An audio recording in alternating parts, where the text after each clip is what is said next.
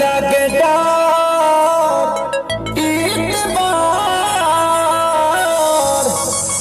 लगे दीवार तोरी घाटिए राजा रहे छतिए हाथिए राजा लगे दीवार तोरी घाटिए राजा दिन रात रहे छतिए पर हाथिए राजा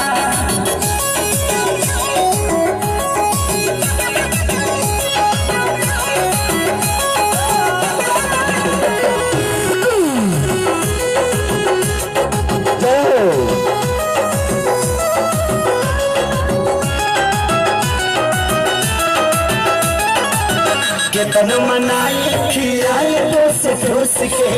जाके बैठ जाला कोना में रुस के कैसे हो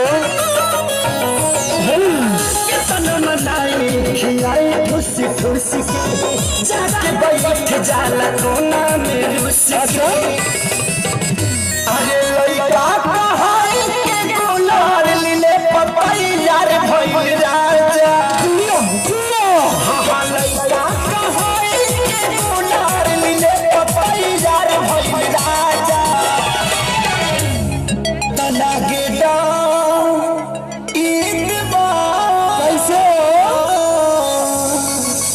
लगे डर ईदवार करी घाटिए राजा दिन रात रहे छतिए पर हाथिए राजा एकर नीक नहीं लगे रोटी भातिए राजा दिन रात रहे छतिए पर हाथिए राजा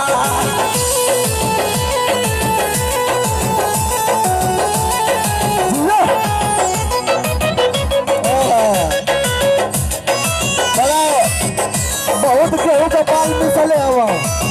गेहूं का पाल बहुत मिसले हवा रोज के है बहाल चल के डराना कितना बताई खेसारी कराना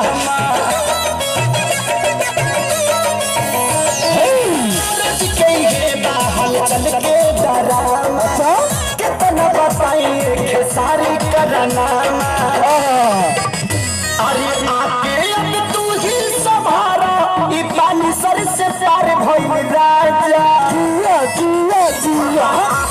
अब तू ही संभारा ई पानी सर से पार भइल राजा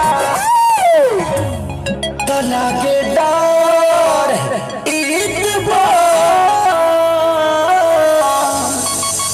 लागे डर ईदवार करी घाटिए राजा दिन रात रहे छतिए पर हाथ